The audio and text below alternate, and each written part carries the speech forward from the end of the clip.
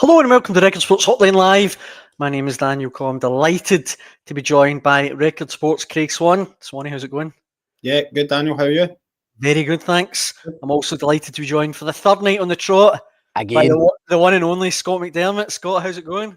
Aye, no bad, mate. No, getting fed up looking at your face right enough. But apart from that, Me and Swanee were saying that if you could not die during the next half an hour, that'd be great. I can't make any promises, no guarantees. Well, we'll see how it goes. It could be a Hotline Live first. Aye. Before we get to that, Swanee, last night you were in attendance at Rugby Park for Kilmarnock to Rangers 4. I don't even know where to start with this one. I mean, what a game. We say you don't know where to start, which is probably pretty apt because the start was absolutely nothing like the end. It was just a very, very, very strange game. I don't know what the situation was in the beginning with Rangers, whether they were trying to take in new information or whatever they were trying to do. I think Barry Ferguson said after the game they'd maybe given too much information to the players, but the first 20 minutes was incredible to watch. Even the first 30 minutes, all told, I think Kilmarnock with 4 or 5 chances, could have scored 4 or 5 goals. And Rangers just all over the pitch. Barry Ferguson he's just telling Egamani to get in the front line, and Neil McCann's out screaming at Dessers to take it in. And the midfield guys, you need to be there. The defence, the 2 centre halves, I mean, that was just incredible stuff to watch. And Kilmarnock, fair play to them, they sensed the weaknesses and they were all over it. And the huge disappointment for them is that game was there to be finished in the period when they had complete control. They could easily have been 3-4 up inside half an hour and it wouldn't have flattered them.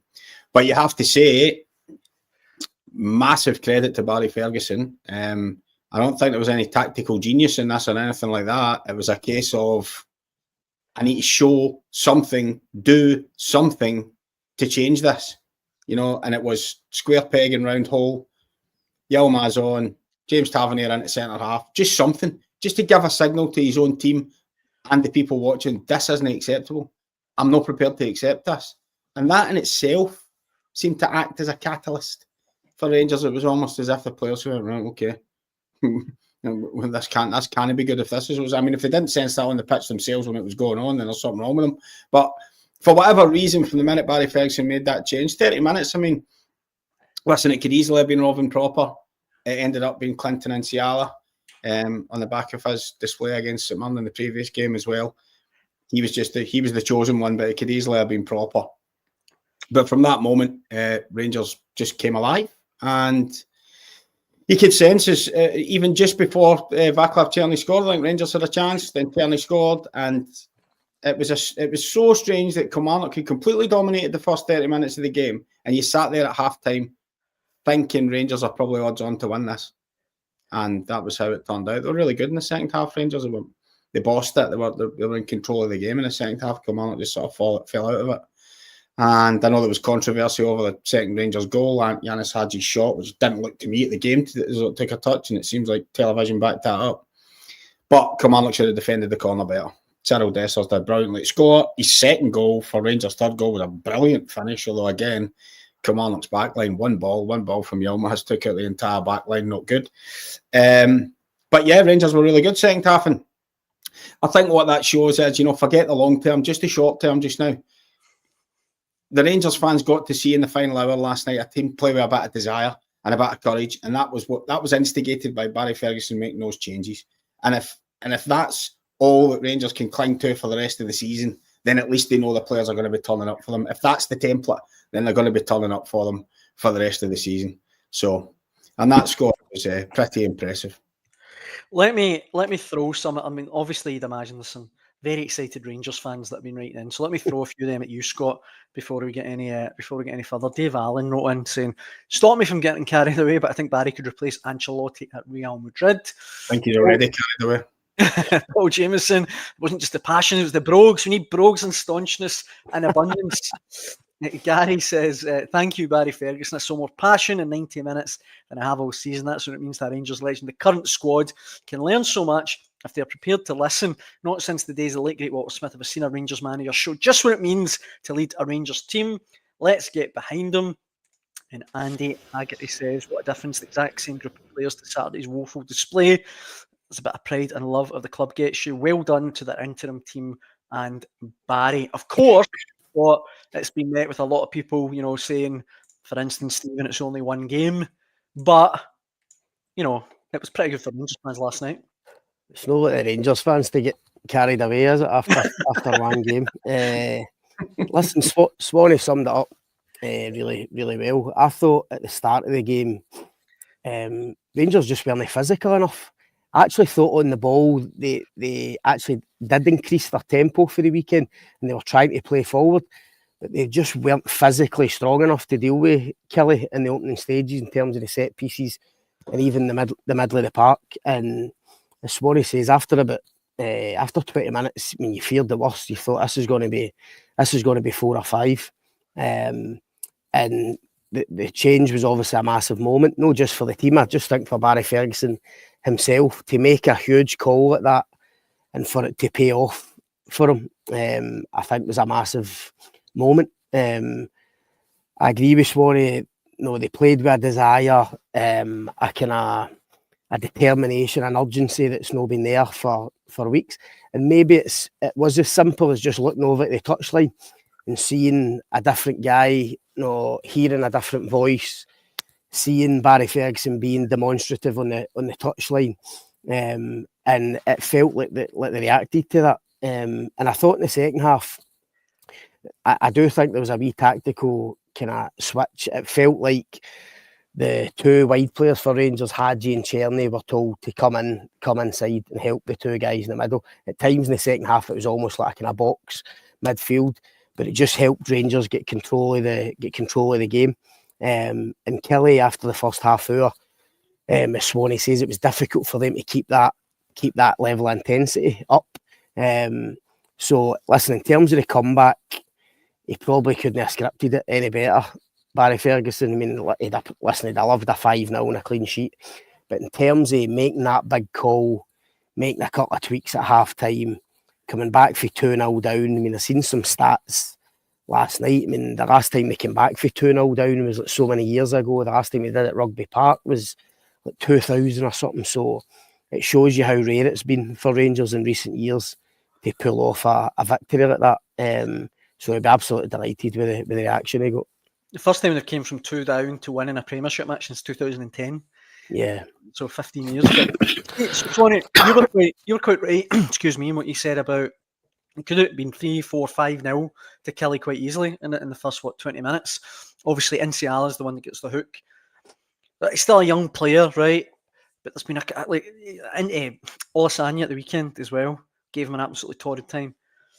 Look, I don't even know what I'm trying to say here. Is there hope for him as a Rangers player, do you think? Is he good enough to play for a club at Rangers standard? Can he grow into it, or just he's maybe a bit out of his depth? Well, I think he's only played something like 8 or 9 professional games. That's true, aye.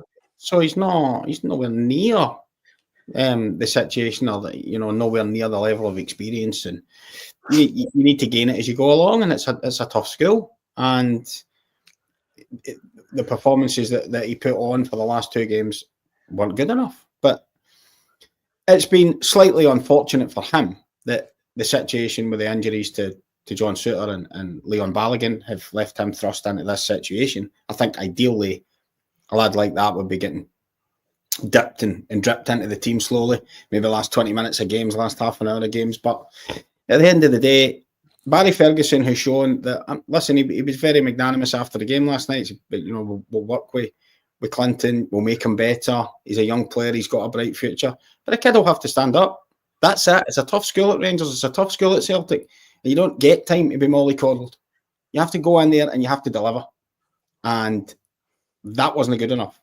Now, he just has to go away, work on it. In an ideal situation for Rangers, John Souttar will be back soon, or Balogun will be back at some point, and he can take him out the firing line and just, like I say, dip him in now and again and give him some tasters. But because that was a scalding experience. But listen, he may look back on this in 4 or 5 years' time, and whether it's at Rangers or not, and see it was the ultimate learning curve for education, and it does him well. But I just thought it was a sign from Barry Ferguson. I don't care who you are. I don't care whose feelings I might be hurting or I might be upsetting or I might be damaging a young player, you know, I need to do what's best for Rangers. That's it.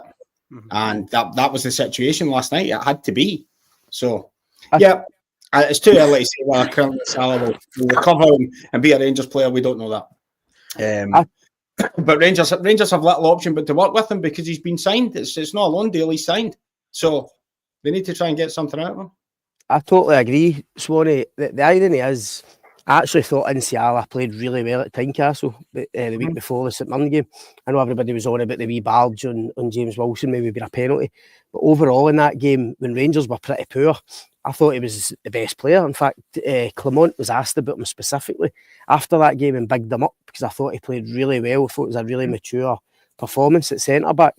He's obviously had a setback now. He's had 2 well below par performances. But I totally agree with Swanee. I think this will either make or break him. And I didn't mind that last night. I know people were saying, "Oh, a young boy, you know, that might damage him." Swanee says it's a tough school. I mean, if you're going to cut it at Rangers, I'm quite sure Barry Ferguson when he came through back in the day had a few setbacks and you know, a few down periods when he wasn't playing well. But you need to battle through that. And I honestly think Nsiala will learn a lot for it. And as Swanee says, I think it was a message for the manager. I'm not going to stand for below par displays. I don't care what age you are. I don't care what stage in your career you're at. And by the way, it could have been 3 or 4 he took off last night. Could easily have been proper. Nsiala was just the unlucky one. And obviously as he came off, Barry Ferguson basically ignored them as he came off. He was so engrossed in the game and he was trying to sort the defence out. But it was interesting seeing James Tavernier at the end of the game going to Nsiala and making a point. He put his arm around him, and that's what a captain should be doing. And I'm sure behind closed doors the next couple of days Barry Ferguson will do the same. But as I say, I think it could be the making of him. If he's going to make it at Rangers, that'll be that'll have been a key moment for him last night. I thought one thing, lads, as well that's worth adding. I thought it was quite impressive for the kid himself because you're right, Scott. I don't know if it was shown on the television cameras, but Barry Ferguson did seem to be engrossed in the game and didn't really. But Nsiala actually stood and waited until he got attention with his hand out. He could have stormed away in a huff and thrown water bottles about and did the usual. Yeah, he actually waited and shook the manager's hand. I thought that was a pretty impressive thing to do given the situation. So and he also came out Swan in the second half. He obviously got changed at half time, but he was there until half time, and then he came out the second half and sat with the rest of the subs and all that. The one thing I would say is, you're going to get inconsistency from young players. It's just natural. It always happens unless you're an elite teenager or an elite young player. Some will argue 21's not young, but he's young in terms of experience for top team football. You're going to get inconsistency. The biggest issue for me last night in terms of the Rangers backline was Robin Propper's been a captain of 20 age. That's where the lad is struggling. And you need, you talked about Barry Ferguson being a young player and coming into the team, Scott, and probably Barry Ferguson, you probably count in one hand how many bad games he had. Yeah. But if he was struggling, I'm quite sure one of the De Boers or 2 guy or someone would have carried him and bailed him out, helped him. I mean, if ever the boy needed a bit of help last night, and he's looking at the side of his partner, who's even worse. But that's what I mean. And what I also found quite galling about Robin Propper was when James Tavernier came in and played centre half beside him, Robin Propper improved. It was almost like, oh, it's okay, I've got a comfort blanket now. You're supposed to be the comfort blanket. You were signed as a leader. Well, that's the point I wanted to make, guys, is that, okay, he's a spot on. You said it could be 3 or 4, it could have been Propper or Nsiala, but surely maybe, I don't know, just take off Propper because he's meant to be the senior one, like you say, Swanee. He's been a captain of a team. He's the senior one. Nsiala's the one that he's looked after. And I just thought if you bring the young boy off, maybe I think the problem with that, Daniel, was I think a lot of the bother Rangers were getting was coming down Nsiala's side. I mean, the two of them were woeful in that first half. Well, that's no beat about the bush, but a lot of the stuff, it felt like a lot of the attacks were coming down that side, and he had to try and do something to sort out. I mean, you're talking about he could have taken Propper off, he could have taken Jeffrey off as well in the first 20 minutes, who was having a nightmare as well. But I agree with Swanee. I mean, Robin Propper, no, he speaks very well. He seems like a good guy. You have about the dressing room and all that. But my God, his performances need to improve. He was signed for 1.2, 1.3 million. Seen as a guy to come in and replace Connor Goldson. No, as that leader at the back and that vocal guy who was going to organise and cajole people round about him. He was miles off it last night, and there's no excuse for these players anymore. They know what it's like at Rugby Park. I mean, the amount of times these Rangers players turn up at that stadium and look like rabbits caught in the headlights is just incredible, because they know what's coming, but they just never seem to be ready for it at the start of a game. Another thing is, Scott, I mean, if you're inferring there about Rugby Park in terms of the surface and that, the surface doesn't matter when you're lining yourself up for a set piece. Exactly. Not backwards and on your backside, or positioning, or where you need to be. Yeah. No. Or being physical. Or being physical, exactly. It doesn't matter. It doesn't matter whether you're playing a carpet or rough cast. You've got to be physical. Yeah. I mean, not good enough. And as I say, if I'm Clinton Nsiala, I felt a wee bit let down there. And my senior partner wasn't helping me out. He was as bad. So let's be honest. See if Balogun and Suter were fit.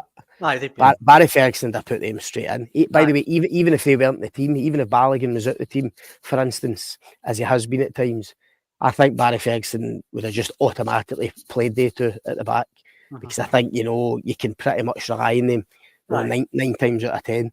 And last night he could have put the boy Fernandez on at centre back as a straight swap, but that shows that they've had a look at him as well. He's another young player. He's only on loan. Hasn't looked very convincing, the couple of performances that he's had. So he went with experience, Tavernier and Proper at centre back, and it worked for him. It was a case of getting experienced senior players on the park, wasn't it? Exactly. That's when Red Van Yilmaz. I mean, Red Van Yilmaz ran on and ran over to left back is normal. I know. I don't know if you noticed that. I don't know if you saw it. He ran over and stood next to Jeff there, who kind of looked at him as if to say, I don't think I'm going to be then run back across. But it's just a case of getting as many experienced guys on the park as they could. So very, very last thing in Rangers, right, guys? Because I just need this off my chest. Cyril Dessers, right? What is good? Like 1 minute he's Pelly, 1 minute he looks like he's got 2 left feet and 2 right ankles. Like last night he looked incredible. Like, see if you were a scout watching him. That finish for the second goal, the touch leading up to one, I forget which goal it was. Sometimes he looks absolutely extraordinary, and other times he just looks hopeless. 20 goals now for the season. I mean, is he a player? Isn't he a player? Do Rangers keep him? Do Rangers get rid of him? Daniel, I will say what I've said about Cyril Dessers since he arrived. He is not a first choice Rangers number 9 centre forward to go and win titles in cups. I will stand by that till as long as he's here. Is he good enough to be Rangers' second choice or third choice striker? Of course he is, because you say he scores 15, 20 goals a season. That's exactly what you'd want. And if you've got a kind of 3-man, 3 strikers in your team, will he go to Celtic Park and score the winner when you only get one chance and go and win 1-0 on the way to a title? I don't see that with him. I don't think he's got that in his locker. But by all accounts, he seems like a good guy in and about the place. Again, he talks well. I think he's one of the few in that dressing room who does actually get it at Rangers, and he's got the mentality to play for that club. But I go back to it, is he your first choice number 9 to go and win trophies and trebles? No, for me. Swanee, what do you think? I mean, Cyril Dessers, I don't even know how to describe it. He could turn up, score a hat-trick. He could turn up, be absolutely terrible. And I guess that kind of speaks to your point, Scott. How can you go into a big game with a player like that when you've absolutely no idea what you're going to get? Yep. I think that's the bottom line, really, isn't it? Just cut and paste what Scott said. Aye. Okay, fair enough. I mean, listen, how many times can we say it? It's that I know. We have said that a lot. I know. You know what you're going to be like. Aye. So the point of discussing it is over. Aye. Paul in it's P. McLaughlin in the comments says, he's only a kid, doesn't deserve to be hung out to dry like that. This one says, Nsiala needs to go to trampoline school. Interesting. Okay, it wasn't just Rangers playing last night, obviously. We had a lot of other games. Hearts victorious and a big win for them over St Mirren, 3-1. But of course, Hearts. Hibs winning 3-1 at Tannadice as well. Look, I've had this comment written in from the one and only Neil Renton, who says, make no mistake, the derby on Sunday is the biggest in years. Both Hibs and Hearts have had a brilliant run of form. Whoever wins not only owns the city, but throws down the marker to the rest of Scottish football that they're the third best team in Scotland, unless it's the Jambos, because that'll just be a fluke. I sense he might be a Hibs fan. Look, I said to Sonny before we come on here, it does look like it's going to be an incredible game. Probably be 0-0 after this, but both teams on an amazing run of form. What did you say it was, Swanee, for Hibs unbeaten in 14 now? Unbeaten in 14, and if ever you needed a sense of the transformation, there was the venue they were at last night, Tannadice, earlier in the season, October, I think. 2-1 up in stoppage time, lose 3-2. Two atrocious goals that they gave away and end up bottom of the table. Last night, 1-1 in stoppage time and end up winning 3-1. It's just the turnaround. That's just how it's been. I mean, who honestly could have sat that day and thought Hibs would be fourth with 10 games to go? Right, point behind Aberdeen. You know, it's been a brilliant run. And listen, we spoke about it on Sunday night. Fair play to David Gray. Really, really good. And the players have stepped up for him. And there's been some important players have come back. Obviously, Kurevich scored last night, which had been out for a bit. He's got Kieran Bowie back, who, as we said on Sunday, massive fan of his. Martin Boyle found a bit of form, obviously, at a key time. They've got goals in the team, but it looks like Hearts have got goals in the team as well. But Hibs have tightened up as well. I think it's only 3 goals lost in 7 games or something like that. And Hearts are obviously tight enough now as well. So, yeah, the two of them are absolutely flying. And if you're Aberdeen, you'd be worried that you're going to end up 5th. As I say, they're a point behind Aberdeen now. And you say about David Gray, was it against Aberdeen, wasn't it? Easter Road, the 3 each, right in the very last second. And I think if they hadn't equalised that night, I think a lot of people are saying, look, I think David Gray could be getting sacked. And it's incredible the turnaround. It's amazing, Scott. It's great that they stuck with him. Daniel, I mean, Swanee's touched on it there, but it'd have been so easy for them to get rid. I mean, there was so much pressure on him, especially being a young manager, first big job or first job, full stop. It'd been so easy for them to press a button and just go for experience again. So I think whether it's been Malky Mackay or the board or a combination of both, I think they deserve a lot of credit for holding fire and putting a bit of faith in him. And as Swanee says, he's got big players back. I agree with you on Bowie. I've been really impressed with Bowie whenever I've seen him, even the wee glimpses. Before Steve Clark's having a look, Scott. Yeah, well, he had a great record with under 21s. I watched him against Celtic on Saturday, and he backed into Carter Vickers and Trusty, and he was able to hold it in and link the game. His first goal came from that. Now, let's be honest, without being critical, I know he's a fan's favourite and has been for a while, but that is basically why Lyndon Dykes gets picked for a lot of the games. Yep. Not for what he does outside the box and let him off the pitch.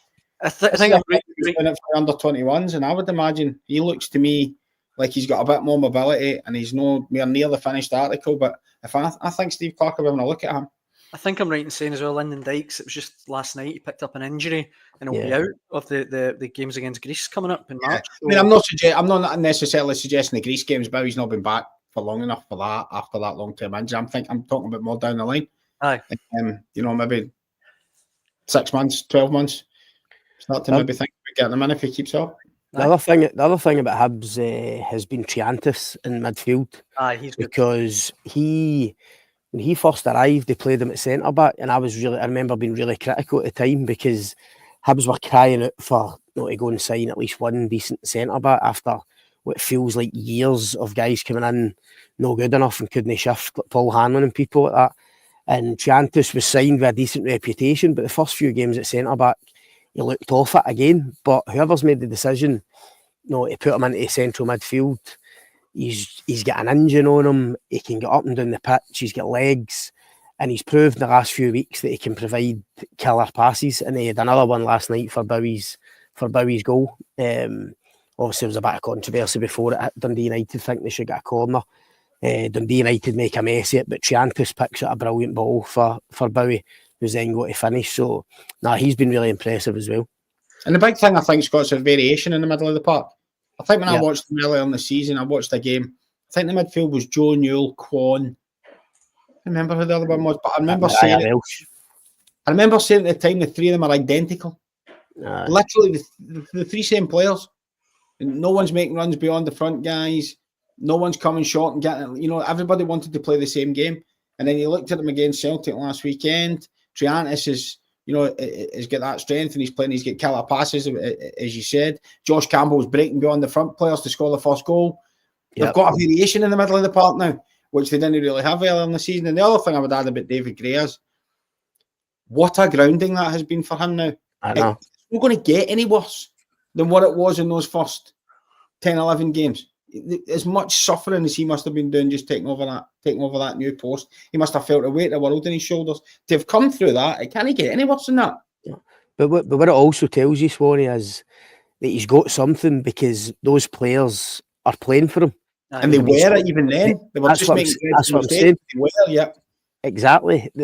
And that's been visible. The fact that they're playing for him. As I say, it'd been easy for a group of players when they know the manager's under pressure, they know he's inexperienced. Yeah. They were probably thinking at the time, this is going to end in a couple of weeks, he's going to end up going, they're going to make a decision. But the fact that they stuck at it, it's great vindication for them. And the players now look as if they're really thriving and enjoying it under them. The other thing we need to talk about the midweek fixtures, guys, is that last night St Johnstone managed to pull off a 1-0 win at home to Ross County, and at the same time Motherwell were beating Dundee 2-1 to leave the relegation race at the bottom. Now St Johnstone just 3 points behind Dundee, and of course they both play each other at the weekend. Look, I personally thought St Johnstone were kind of getting cut away, they would go down.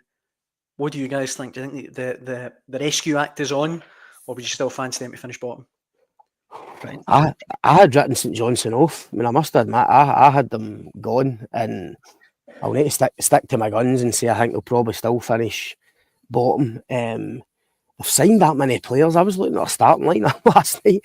I've no idea who's playing for them, honestly. There's like 5 or 6. There's so many bodies came in. But they dug out a result. Probably not a lot of people expected it last night. And as you say, you're now looking at thinking Dundee are the ones that are toiling. No, they're the ones that are really going downhill. I know obviously they've got Joe Shaughnessy back now, who should be a big player for them, especially in the run-in. But you'd be worried for Dundee. I know Tony Docherty said last night it was another game where he felt they should have taken something, but that's always a worrying sign when managers keep saying week after week, no, we deserve something there, and they're not getting it. So it's a massive game at the weekend, and me and Swanee like putting a coupon on. I would not be trying to pick a winner of that. I'm sorry, I'll be leaving that well alone. Dens Park, who do you think? Who do we got to go? Sorry, I was just going to say what I also think is fascinating in this thing at the bottom of the table. I think for many seasons we've all said if the team that can just dodge the bottom, that's fine. Because the team who finishes second bottom in the playoff, the cards are all in their favour. They're going to be too strong for the championship team. And naturally, you always tend to think that way. But I look at those top 3 in the championship this season and think, the Livy go to Ross County knocked them out. Falkirk knocked Hearts out the cup. Yep. Ayr pushed Hibs all the way. Aye. You can't think that's, it's got. You would think it's maybe going to be one of those 3. That's a good point, aye. That would not be a gimme that Gimmy's maybe over-egging it, but there's been a couple in the past where you've thought, well, the Premier League team have got this covered. Aye. I want to be sure this year. Aye. So I think it's a great show. I think you want to be dodging the second bottom spot as well if you can avoid it. Aye. How do you see that going at Dens Park at the weekend? Do you think Dundee have got enough to get a win? Dundee are just so hot and cold. They go through spells when they look great, and they go through spells when they look really dubious. We all know Tony Dock's brilliant at what he does. Organisations, always been a great thing it has, but some of the goals Dundee have lost this season would concern you, and you're losing them in batches in games as well. So that needs to be sorted out. But I'm with Scott. I mean, I wouldn't sit here and try and attempt to predict. I mean, I think Kilmarnock and down Saturday as well. How do you call that? No. Literally, how do you call that? I mean, I think Ross County went 4 months with it. They know this ridiculous record where they hadn't won away from home for ages, and then they won 4 in a row or something. And then they hadn't won at home for 3 months until last weekend. I mean, Scottish football. Like, the last thing that I want to get your take on, guys, there's not been any Celtic tonight because obviously Celtic didn't play last night. But Robert's written in saying, do the panel agree that Dyson Maeda is now with Kieran Tierney level money and will comfortably win Scotland's Player of the Year this season? Scott, I got your take on that. I think last night I was saying that I think we're both quite confident you'll hoover up a lot of awards come May. But Swanee, Kieran Tierney like money. Is that the bracket that Dyson Maeda is now falling into? Well, yes, to be perfectly honest with you. Okay, great. Might not get it at Celtic. No, but this guy has just become a phenomenon for Celtic. I mean, listen, we've kind of we've all watched his kind of evolution, if you like, since he got to Celtic. You know, this hard running, but a bit rash, and you know the amount of times he would get to the byline and shank it over the crossbar. Or, you know, a bit, you know, no composure in front of goal, but you know, you were willing to put up with those rough edges because of the work rate that he did for the team. It's now just a complete package. He looks like a really composed, top-class European footballer now. Really, really good. Can play through it. I mean, if you're Adam Maeda, True. Not good. Waited a long time to emerge from the shadow of Kyogo, and then Dyson Maeda walks in there and basically just shows him how it's done. With a new striker coming in the summer as well, but that's moving away from Maeda. I think it's a certainty for the Player of the Year awards, and I think he deserves them. I mean, the thing about Maeda is Maeda can be having what would be a rare bad game this season, but what he gives the team out of possession means he's still the first name in one of the first names in the team sheet. Still contributes, aye. And that's something that's, you know, they used to talk about players, say guys like Roy Keane, or even if he's not playing well, he makes sure everybody else plays well. But that was more like barking and pulling guys into position. Maeda does it through example. He just works and works and works and works. And it's incredible to see him do it. You know, I know we've talked about it long and loud, but to have that sort of work ethic, but now adding composed finishing, an ability to play in two positions, and also final ball all the time now as well. Some package. So, you know, if you were going out to get him just now, what would you have to pay for him? And what wages would you have to pay him? That's a question you've got to ask yourself when Celtic come back. You know what you're saying, what he's worth. But is it? It must be Kieran Tierney level money. You must be talking 25 million upwards, surely. I think possibly age would and the Scottish. There's a premium on fullbacks, isn't there? Left backs especially. There's always a premium on them who seem to go for a wee bit more. So. Okay. But I think they could get 20 million from, no problem. But to be honest with you, it strikes me, I would not sit here and claim to be a friend of Dyson Maeda's. I've got absolutely no idea what type of fella he is. But he seems, you hear stories about him being at soft play with the kids, and kids are out in the park after the games. Family seems really, you know, it comes across that he's really happy. Seems like a settled guy. I think Celtic have got an absolute gem there. Absolutely no trouble off the park. Seems to be dead quiet. Family man, gets on with his business and then delivers on the park. Couldn't ask for any more. So, no, I think Celtic could be quite hopeful of keeping him actually for quite a while. The thing about him is, Daniel, when you think of the way football is now, Swanee, this modern game where it's all about high intensity, pressing, speed, fitness. I mean, he ticks every box. I mean, if you're a scouting team or a recruitment team in whatever league, and that's the kind of profile you're looking at, he must be on every list, because at the moment he's ticking every box. I mean, Swanee's saying about him playing two positions. For a start, I think he could play right across the front. He could play in the right as well if you needed him to. Well, fairness, he has done, Scott. But by the way, he's also the type of guy, you could play him at right back or left back, and you know what you would get at him. I mean, he'd be absolutely. He wouldn't let a winger get past him, and he'd be bombing up and down the wing as a fullback or a wing back. So, Swanee's right. I mean, well, we said it last night, Daniel. He's now at 27. He's hitting his peak, and that's what's going to be really interesting for Celtic, because, you know, as we mentioned last night, Celtic have become renowned for selling players at exactly the right time. And if big bids come in the summer, then no, it's not what Celtic fans want to hear, but it might be the perfect time to cash in.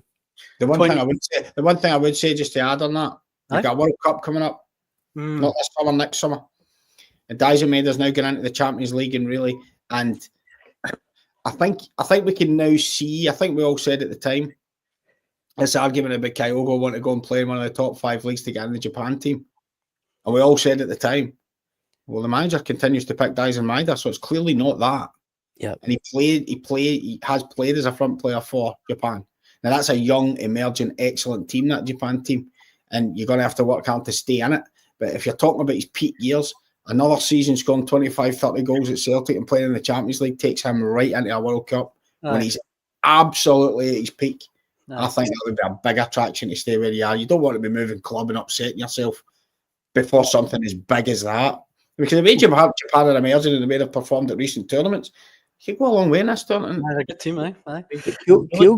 Kyogo's moved to Rennes, and I mean, I check the team lines He's not been playing every weekend. No been playing. I mean, and I would throw into that, Scott, Matt O'Reilly's been an unused sub 3 games in a row for Brighton. I know he's been injured, and I know that, but still, you're sure he'd want to be playing.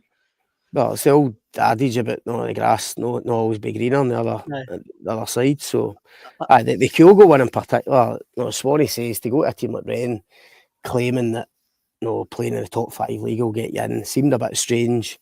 And the fact that he's not even playing and no starting games, it could end up actually being even more detrimental to Kyogo's international chances. So, I'm laughing off it. Do you remember the old what was the show called? Only an Excuse. The old sketch about when Henrik Larsson, the Rangers fans, listen to the radio. Henrik scores and he clears it off the line, and so he breaks his radio, and he fixes the radio. Someone's just commented then, and Maeda fixes the radio. That just made me laugh. So, thanks for sitting that in. Right, just before we finish, guys, this one here that I just think is definitely needs to be put up if I can find it. Gianni again. Keith sunning himself abroad while I don't know what's wrong with me tonight. Whilst we're all here bursting our panning, which is quite right. It's bang out of order. The sooner it gets back, the better. And this one, just to finish, this is from Jerry Celtic, who says, I'd like to see Barry Ferguson made the permanent manager of his team.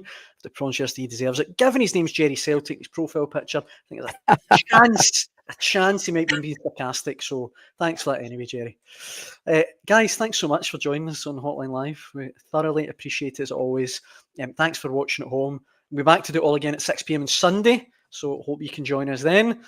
Scott, Swanee, as always, thanks. not necessarily you two guys, but the audience at home. Scott, Swanee, thanks very much again. Always appreciated. And thanks for watching. Cheers.